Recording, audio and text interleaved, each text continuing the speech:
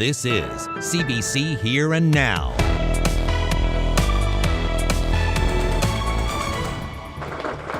Tony Wakeham is set to announce that he's throwing his hat in the ring for leader of the province's PCs. Reporter Peter Cowan will be live with that story just ahead. Coming up on Here and Now tonight, I'll be talking about families having to choose between food or fuel. Because of the added stress of the home fuel, the costs of that, the rising cost of groceries, as we all know, it's making it more difficult for families. It's life and death. I tell you that, and I've cried a million tears already, and I'm just at the point that I don't even, it feels surreal now. A Newfoundland woman is pleading for help for an Afghan man who saved her life in Kandahar. There's an application to bring him to Canada that she says is stuck in red tape. You'll hear her story a little later in the show. Good evening and welcome to Here and Now. Well, the glaring lights in the outer battery are getting even brighter. Today, the man behind the illumination added more lights to the properties he owns in the historic part of St. John's. Politicians continue to keep their hands far from the off switch, and residents don't see any end in sight. Here Now's Jeremy Eaton has been looking into this story again today and joins us live from the newsroom. So, Jeremy, where do things go from here? To be honest, Carolyn, nobody really knows. So yesterday, City Council shut down Deputy Mayor Sheila O'Leary's motion to ask to make a change, while a provincial cabinet minister says he'll do anything he can to turn off the lights. And despite the brightness of this situation, it's the residents that are left in the dark. This is the kind of unboxing no one here wanted to see. Fresh new lights for the outer battery went up this morning, meaning a fresh new nightmare for residents. Now that the city has basically enabled everyone to do this, we're getting more lights up. He's putting up more lights now as we speak. What do we want? What do we want? First. At Monday's protest, Cabinet Minister John Abbott didn't hold his tongue on the issue. I'm still amazed at the city's response on many levels.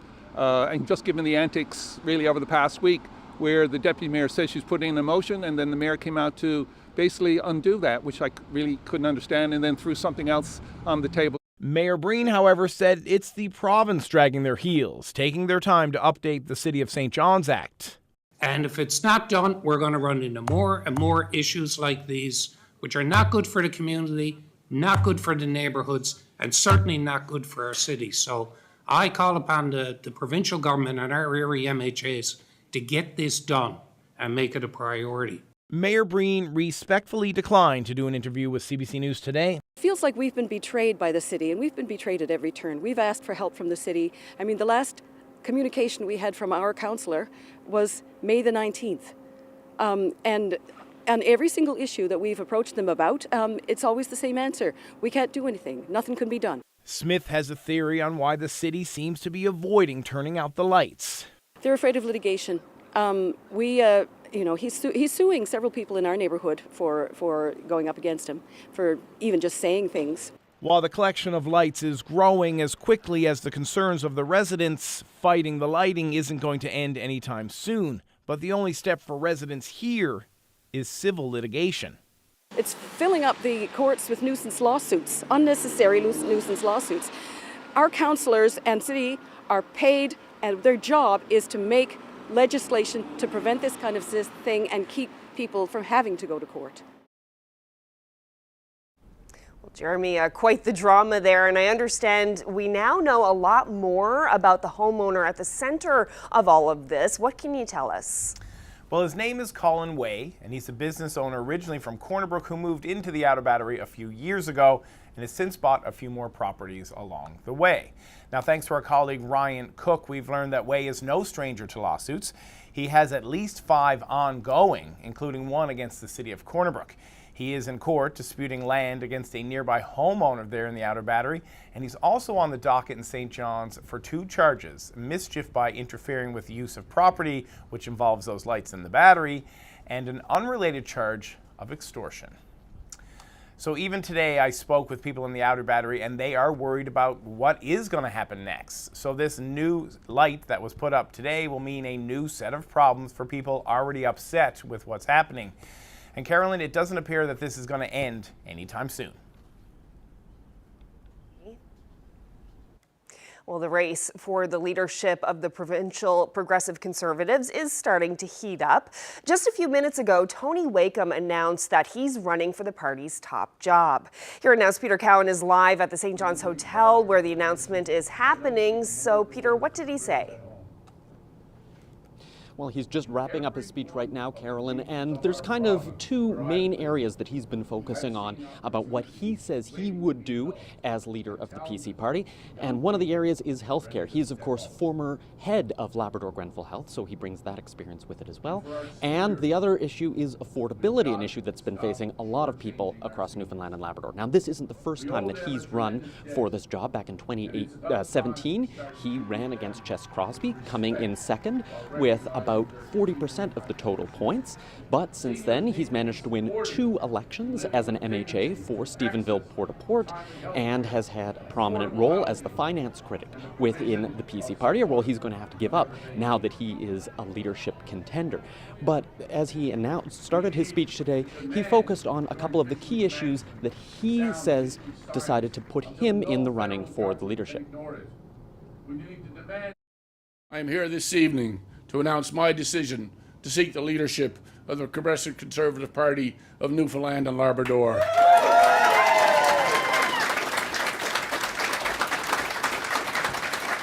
And why?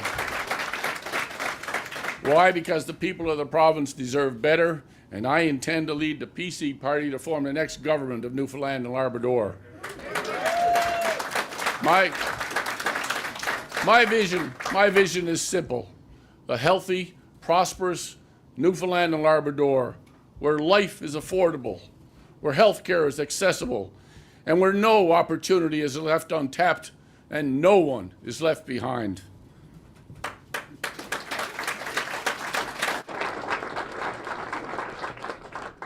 But none of this will happen, and we will never get different outcomes. So Lloyd Parrott is also in the running, so there's going to be a competition here for the top job. He announced last year, and it's expected that Eugene Manning, who stepped down as president of the PC party, may announce in the next month or so that he's going to join the race. So the actual decision is going to be made in October, so still quite a few months ahead for the leadership contenders as they pitch their vision, and most importantly, sign up members. Last time, about 11,000 people signed up for the PC party in order to be able to vote, and so that's one of the key things that they need to do in order to try and win. Reporting live in St. John's, I'm Peter Cowan for Here and Now.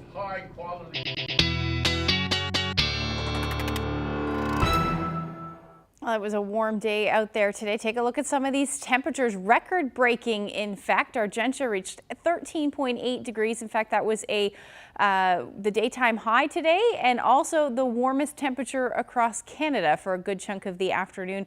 Other areas seeing daytime highs into the teens. Rocky Harbour, 13 degrees. That broke a record from 1997 of 7.9. St. Albans, St. Anthony, Stephenville, and Rec House area all seeing those record-breaking temperatures. Now, if we take a look at what's happening in Argentia right now, temperature down to 10 degrees, and it's going to continue to fall as we head through the evening hours tonight. But still some more rain on the way. Just taking a look at the current satellite there and radar, you can see those showers moving through a good chunk of the province. And we've got this area of low pressure heading towards Labrador tonight. That is going to continue the freezing rain risk for Happy Valley Goose Bay towards Rigolet and then Norman Bay to Lodge Bay. I'll get into the full forecast details coming up. Thanks, Ashley.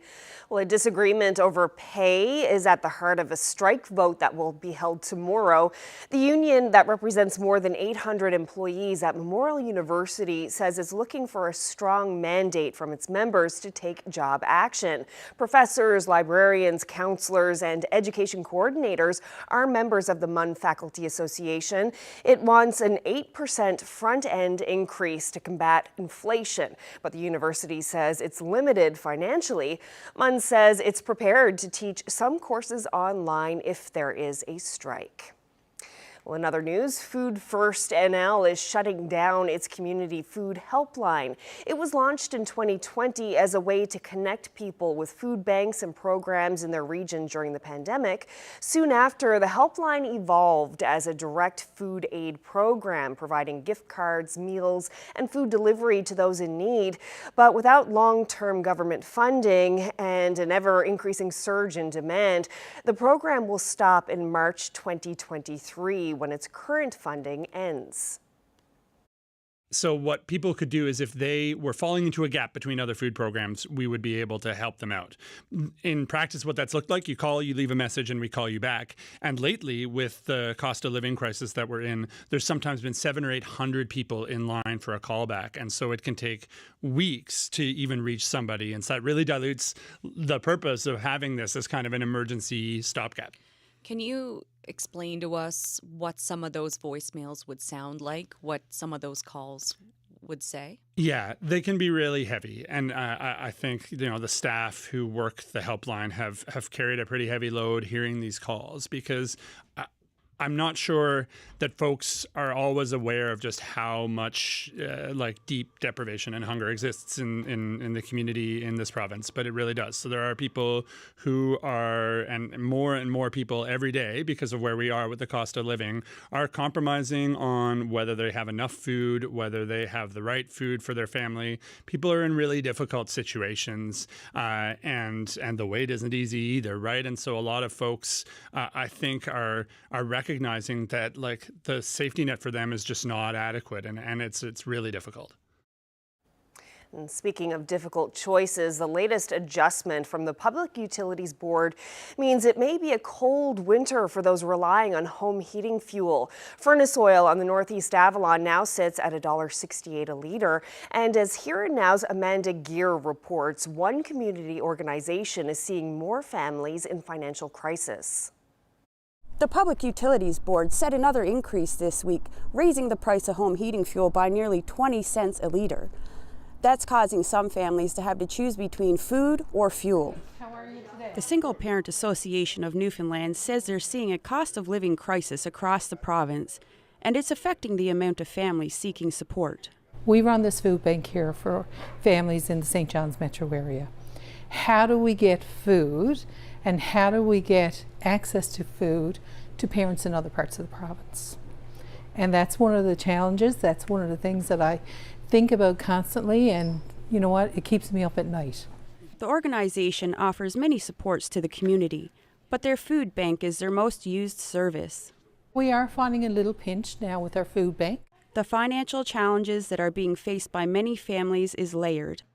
And with the continual increase to the cost of home heating, the issues are piling up. Rent is increasing, the cost of heating is increasing, electricity even. It's a little bit of everything. I think their most urgent issue is being able to afford to put food on the table. For most of our clients, that means putting nutritious food on the table as well. And that kind of seems a little bit out of reach for some of our clients. And that's really unfortunate.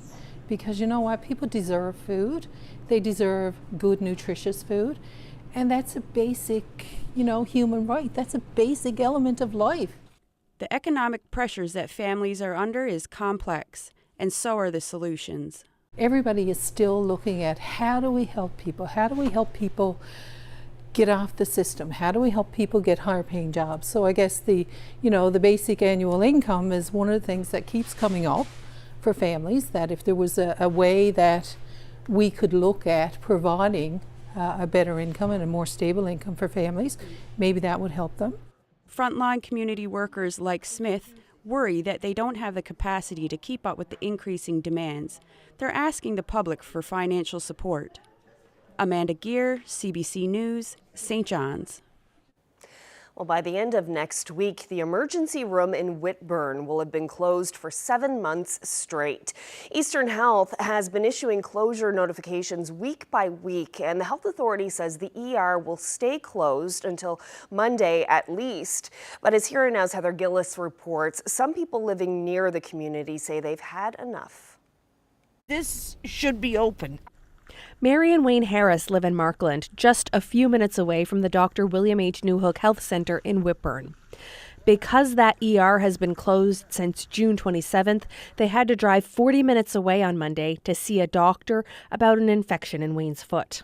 We had to go to Placentia. Where they could have done it here. But when you got to go and put gas in your vehicle and drive another 45 minutes to Placentia or close on an hour to Carbonear to see a doctor, either that, you got to go to St. John's, which is not right. The couple, who are in their 60s, say they're frustrated. But they're not alone. Melvin Brace retired to nearby Chance Cove. He says it's a rural town where people, on average, are a little older and experiencing more health issues. They also rely on the Whitburn ER. Brace says the lengthy closure is weighing on residents' minds. To travel like to Carbonear, Clarenville, Placentia, you're having time. When it comes to a heart attack, you haven't got time. He's even considering moving to have better access to health care. Local ambulance operator Wade Smith says the continuing closure is still putting pressure on paramedics. We've been on red alerts for hours on top of hours, with no ambulances to respond.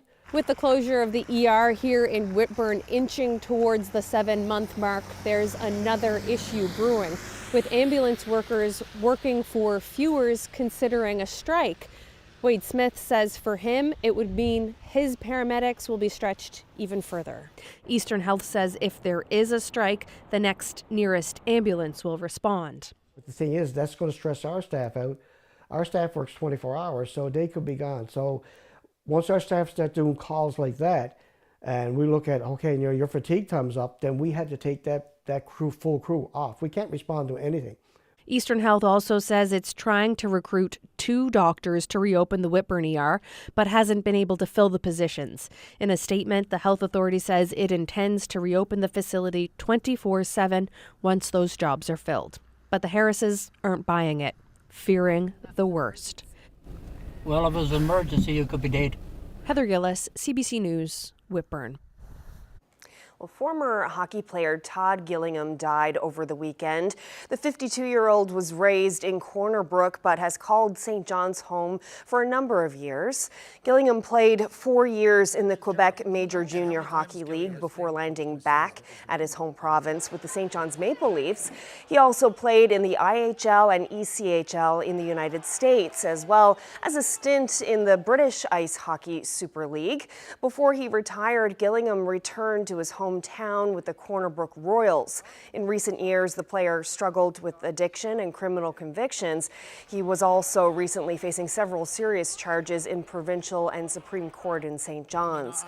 The cause of Gillingham's death has not been made public. He was 52. Well, to Labrador City now, where a Ukrainian family was recently invited to lace up and hit the ice. It was a community effort thanks to some donated gear and lessons. Here Now's Daryl Din dropped by the rink to meet them. We had a great time. We organized through the arena to bring the Ukrainian family of 5. They wanted to try new activities, so we arranged for them to go skating. We got skates and helmets donated from the community, which has been supporting us tremendously. So we got them today to get a pass and come, and they all tried skating. I even had a young lady coach here for the figure skating club came and gave us a hand as well. So it worked out really well. And you were skating today. How was that? Wow, super. It's very good and I like this. Your skating was really good. You skated before? Yeah, I started skating when I was 6 years old, and we have in the city just skating in. We every winter go to skating, and I just alone, but I can. A couple of them had skated before, so it was kind of, they were fun to get back on the ice, and there was a couple, the dad and the son hadn't skated before, so it was a new experience for them, but they certainly seemed like they enjoyed themselves. Well, in this case with the Ukrainians that came here, they pretty well needed support in every area, and with the language barrier, of course, it was important to give them that support. So the community has really rallied behind them through donations, Ministerial Association helped them out Christmas. Yeah, Christmas lights. We was on first Christmas tree in Central Park.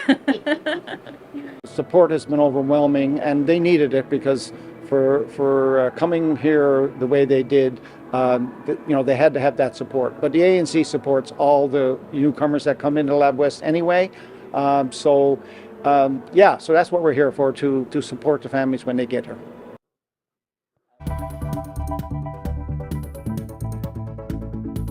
Well, certainly not skating weather today across the island. Temperatures warm, but they're going to drop as we head through the weekend, and we could see the potential for some snow. I'll have the forecast details coming up.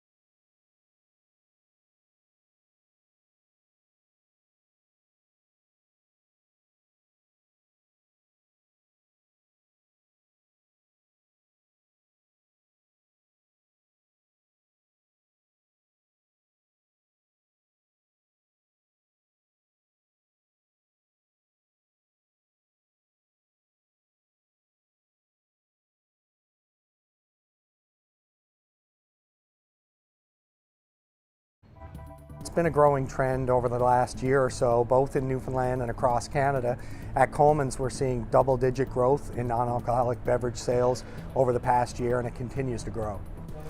So we carry a line of non-alcoholic distillates from the UK called Cedars. I would say anywhere from 6 to 10% of the beverage sales in general are using these. The sales of non-alcoholic beverages are spiking in Newfoundland and Labrador and across the country as trends like Dry January pick up steam. And a new report says no amount of alcohol is safe. I'm Heather Gillis, and I'll have that story tomorrow on Here and Now. This weather forecast has been brought to you by Newfoundland and Labrador Tourism. Whatever you're up for this winter, discover experience packages at winterupnl.ca.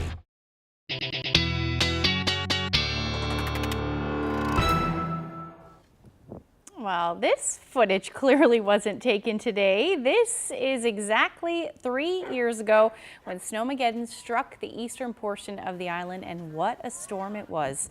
Even the military had to come help dig us out. Wow, yes, hard to believe. You'd be pretty hard-pressed to find any snow on the Avalon right now, but that blizzard really did bring things to a standstill. My goodness, look at that. And remember those grocery lineups waiting for hours only to see that bread and yeast and toilet paper had sold out?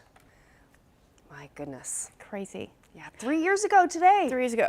There is one little part of snow that I found on my lunch break. I was walking the dogs and Drizzle found it because she loves the snow. Just to say, there is some snow out there. Yeah, a little tiny bit, but what a gray day. Another mild day. Absolutely mild. Here in St. John's, 10.3 or 6, I can't remember the exact number. It's going to be here coming, but not a record. Oh. Surprisingly, but there were a number of records that were out there, and the reason for this, where the system is coming from. So there's an area of low pressure moving there. If I zoom out a little bit, you can see where those winds are coming off the U.S. there. So that's where the temperatures are originating. These milder temperatures are originating from. And just taking a look at some of the daytime highs today around North America. Pittsburgh, 11 degrees. New York, 7. Halifax, 7. St. John's, 10, like I said. So we are seeing that milder air. And if I zoom in a little bit, you can really see where those temperatures were the warmest. So 12 degrees in Daniels Harbor, Corner Brook, 11, 13 in the Rec House area, 12 in Stephenville. And then we do have a number of areas across the Avalon that saw those temperatures even cracking 14 and 15 degrees, 15.3 degrees in Bay Roberts today. And there you go, 10.3 was the number in St. John's. And Greats Cove, Bishops Falls, all reaching about 11 degrees this afternoon, but none of these were records across the island, at least there. There were some other ones that I showed you a bit earlier, but here's this area of low pressure. Very interesting feature for this time of year. We've got some rainfall associated with that, as well as some gusty winds earlier today. In fact, topped out at 113 kilometers per hour for the Rec House area earlier today. Otherwise, those winds were gusting somewhere between 40 and about 60, even 80 kilometers per hour in Port aux Basques. But that area of low pressure is going to head further north as we head through the night tonight, weakening, but still maintaining that tight gradient, it looks like, where we're still going to see that potential for some freezing rain, essentially from Happy Valley Goose Bay through towards the coast. Freezing rain, patchy freezing rain, maybe even some freezing drizzle associated with that as well. But as we head through towards the morning hours, things are going to start to change over to either ice pellets or snow. That's as we see some of that colder air wrap through. Now, as far as the island is concerned overnight tonight, we're looking at the chance of some more rain moving in, especially for the Avalon, and then along the northern portions, the north coast rather. So here's a look at those freezing rain warnings one more time. Happy Valley Goose Bay, and then Rigolet, Cartwright, and then Norman Bay to Lodge Bay is where we should see the majority of this freezing rain. And just to show you, we're looking at about 2 to 5 millimeters. Some areas may pick up a little bit more than that, but it should end by morning, or at least taper off. We may see some freezing drizzle continue through the day on Wednesday, but most should be seeing that transition through to ice pellets and then eventually some snow. So taking a look at the temperatures overnight tonight, hovering in around -1, -2 in those freezing rain warnings, otherwise between -7 and -8 for the rest of the Big Land, and then above 0. That trend will continue across the island. We're looking at 1 or 2 more days of these mild conditions, and then things will drop. And we're also talking about the potential for some snow. So as we head through the day on Wednesday, there's all that snow up across Labrador. It will track further towards the coast as well as we get into the evening hours, and that potential for rain will change over to snow. Again, maybe through a transition of some ice pellets. As far as the island's concerned, not a whole lot to talk about until we get into the evening hours. Then another round of rain will move in late day Wednesday, and then potentially finish off as snow as we get into Thursday morning, and that's again because our temperatures are going to drop quite dramatically. So as far as the temperatures go for tomorrow, we may see a few peaks of sun in the mix, hovering around the 6-degree mark, but again, temperatures will drop through the day. Southwesterlies between 30 to 50 kilometers per hour. We'll see between 3 or 4 for the rest, 3 or 4 degrees rather, for the rest of the eastern portion of the island. As we head towards central, again, a few peaks of sun certainly possible, but between 3 and 5 degrees. A little cooler along the south coast. We may be talking about some snow a little bit earlier, certainly towards Burgeo and maybe even Port aux Basques. And then for the west coast, between 2 and 3 degrees today. Again, your winds out of the southwest between 20 to 40 kilometers per hour. Same thing for the northern peninsula. And then as those temperatures climb, Mary's Harbour, you'll sit around 3 with rain, but then transition to snow as we head into the evening hours. As far as the rest of Labrador is concerned, between -3 and about -6 for the north and the west, again with that snow moving in.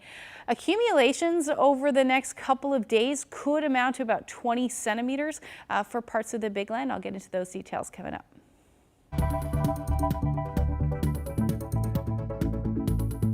It was a time that we must have been high alert anyway, because I had on all my gear and he jumped right on top of me. While risking his life during a rocket attack, that hero became a friend who now needs her help. A Paradise woman is making a plea for a friend in Afghanistan before it's too late.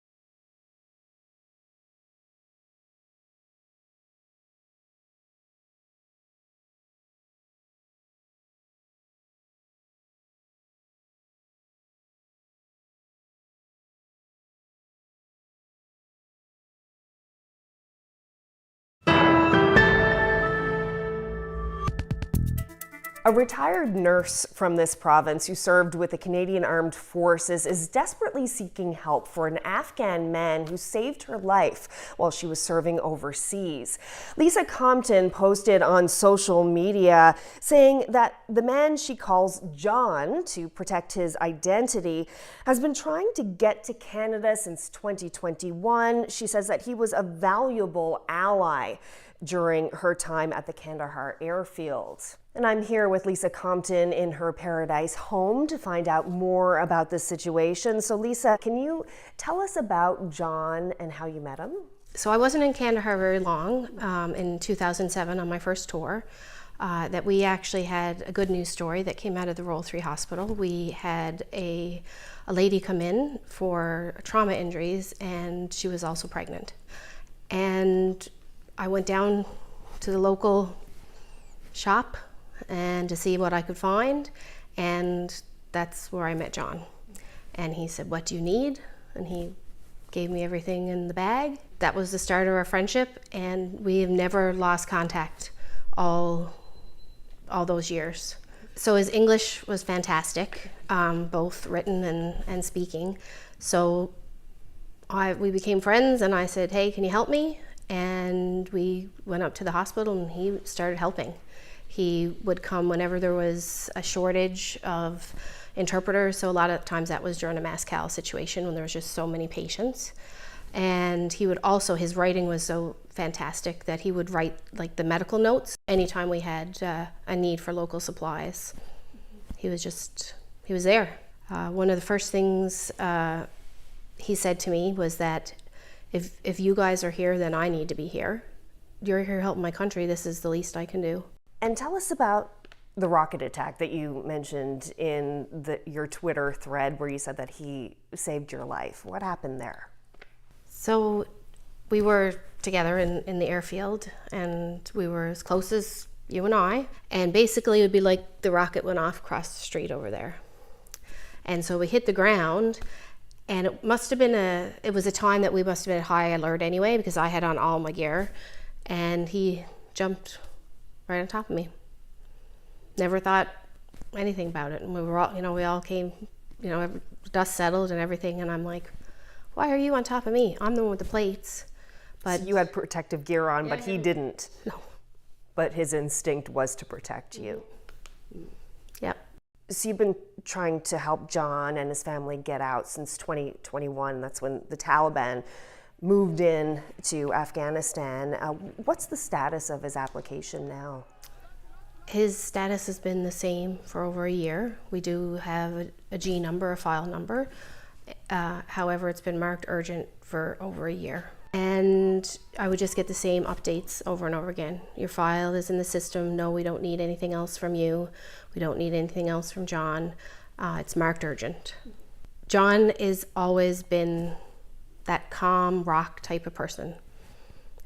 I would be getting really upset about something and say, and he's like, "Lisa, inshallah, this will work out. We just keep doing what we're doing and something good will happen." And now we're at the point where there's no more chances. He's terrified, and I've never seen him terrified.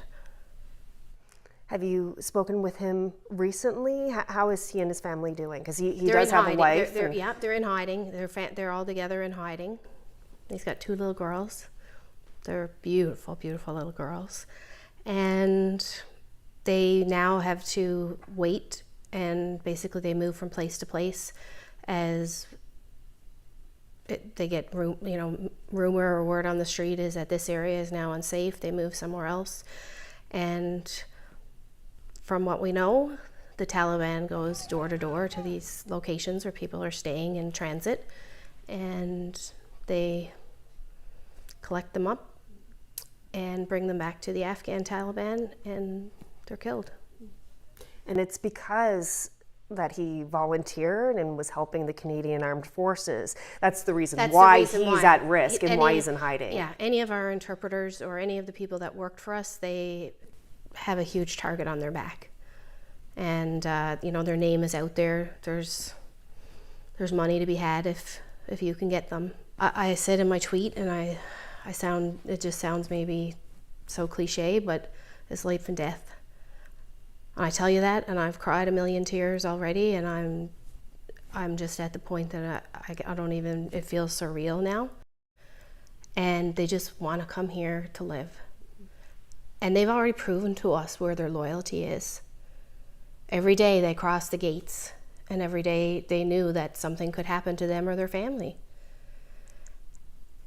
And I just don't, I feel like we've given them a promise and we're not delivering on the promise. I owe John my life, and if you told me today, I'll give, Lisa, what will you trade? I'll say, anything that I got, you can have. Just get him out of there. Well, CBC contacted the Federal Department of Immigration, Refugees and Citizenship Canada about this story. Now, the department says it can't comment on individual cases. It says applications continue to be processed as quickly as possible. The department also says Canada is trying to resettle 40,000 vulnerable Afghans by the end of this year. Meanwhile, we came together as an all-party group to advocate for their really urgent movement to safety. And sorry about that. Meanwhile, some new information is emerging about the killing of a former Afghan MP considered a champion of women's rights. Mursal Nabizada was shot dead this past weekend at her home in Kabul. A group of Canadian members of Parliament had been asking the federal government to bring her to Canada before she was killed. We came together as an all-party group to advocate for their really urgent movement to safety and to come to Canada. Nabizada was an MP before the Taliban took over in 2021. The circumstances surrounding her death are unclear, but police say she and her bodyguard were killed by an unknown gunman in the attack at her residence, and her brother was injured. She was one of the few female MPs who remained in Kabul after the Taliban took over.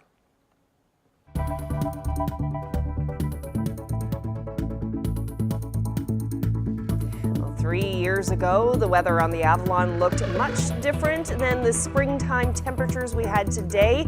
Looking back at Snowmageddon and the days that followed, just ahead.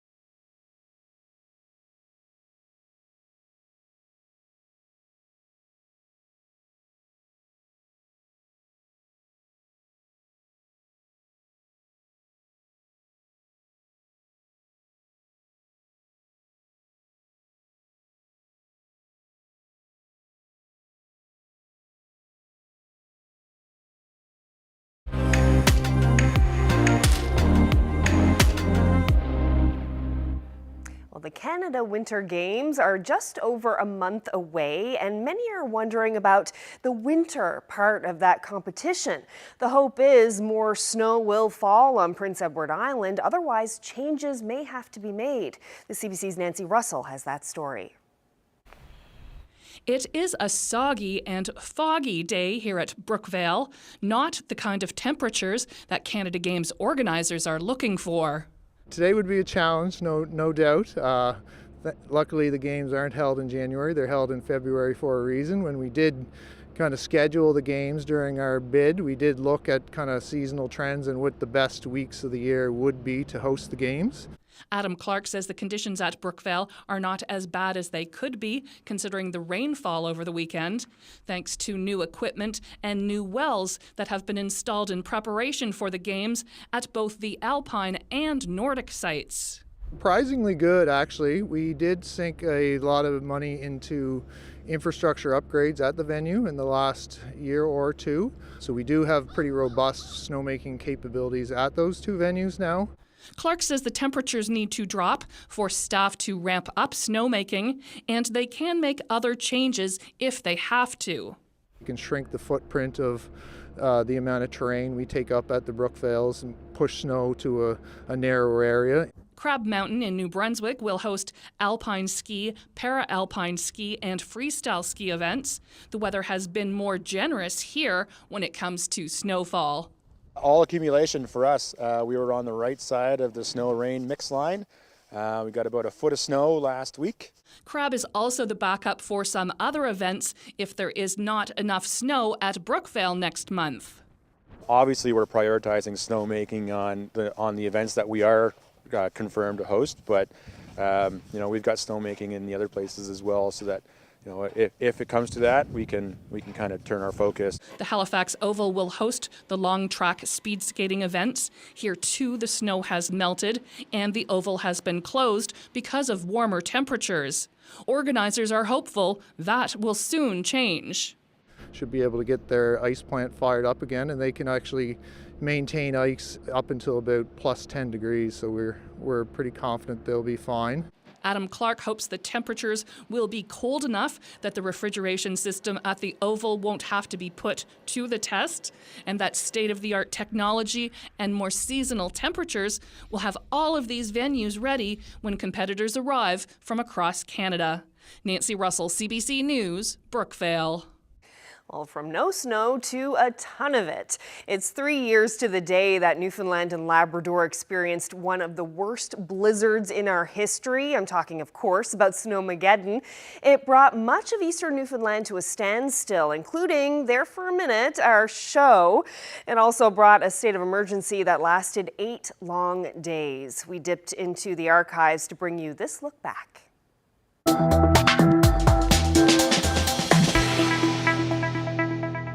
I can't see anything. I can't see across the street. Both of my cars are completely snowed in at this point. There's nothing out there except pointed snow, and it's kind of scary. The snow started overnight. By morning, Shelley Bowen was still able to take her dogs out. Boy, if this is the start of it, I don't know how we're going to navigate in a few hours. Pretty brutal. Brutal is the word. Not long after, St. John's declared a state of emergency, the first time since 1984. Social media was flooded with pictures like this, but officials warn letting snow pile up could be dangerous. I'm just standing steps outside the door. We can't get any farther than this, so we're sleeping here tonight. The state of emergency has been extended at least until tomorrow, possibly longer. That means businesses have to remain closed and vehicles must stay off the road. So people tried to get around as best they could. Many snowshoed, others, well, rolled. I thought I got to go out and just take a look around and see everything, because it's very, very rare you'll see the streets in downtown St. John so quiet. It's scary when you open the door and then you see the snow is piled so high and you have to crawl out the door and crawl on top of your car to get a gauge of how bad it is. Against the backdrop of those famous, colorful houses, sometimes heads were visible, sometimes not. The Premier has called in the Army. There is so much snow, the City of St. John's has received special permission to dump it in St. John's Harbor to help with this massive cleanup. There's just nowhere else to put it. I ran out of gas for my snowblower, And so I'm picking up gas for the neighborhood. Just trying to get some essentials, some milk and some bread and stuff like that, because I don't know how long it's going to be, this is going to last. The way I figure is they're not going to ship anything on the island for a while. So we're going to run low. Everybody's going to run low. And come next week, we're going to have a problem, I'd say. Thousands are still without power. We're making some chili. But it's difficult to find Newfoundlanders who aren't good-natured. They're getting by helping one another. There's a gentleman on my street who had surgery there 2 weeks ago, so we just checked on him, helped him shovel out, and that's about it. City snow clearing crews have been working around the clock, but they're just getting to some of these city streets. As if being in the dark with no power during a blizzard wasn't enough, add this.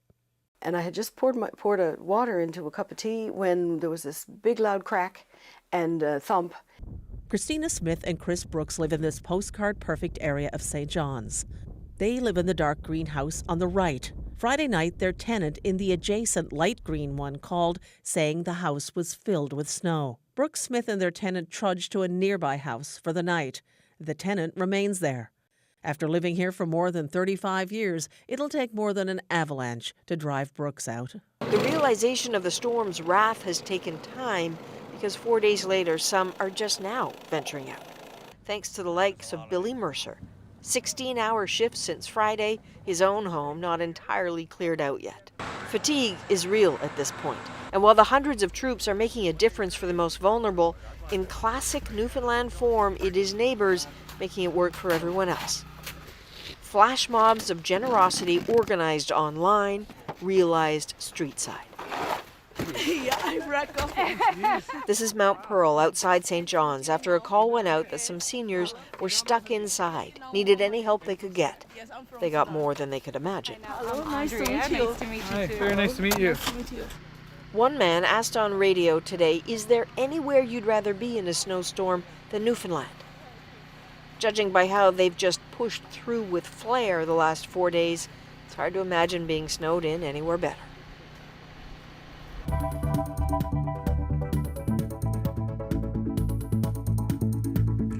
Tomorrow on the St. John's Morning Show, from the cost of butter to the cost of fuel, rising prices are driving bakers out of business. They'll connect with a Clarenville baker who says she's closing up shop. And on CBC Radio's Labrador Morning, Nunatsiavut's polar bear hunt is set to return next month, and the data from last year's harvest is in. An update on the Davis Strait polar bear population with Nunatsiavut's wildlife manager. That's tomorrow.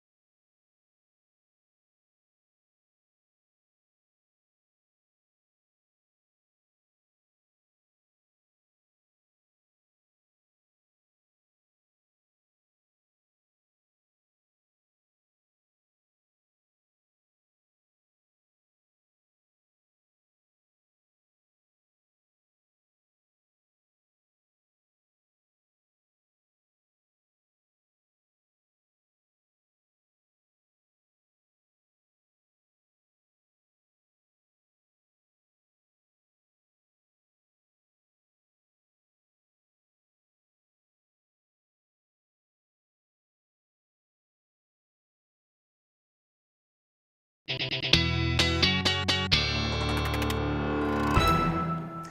time for a look at the weather, and my goodness, just the mildness out there. I can't get over it for this time of year. Yeah. And I know we've been seeing like some plants sprouting up. I saw a photo of some pansies that are in bloom on social media. Yeah, and then this one, take a look at this shot.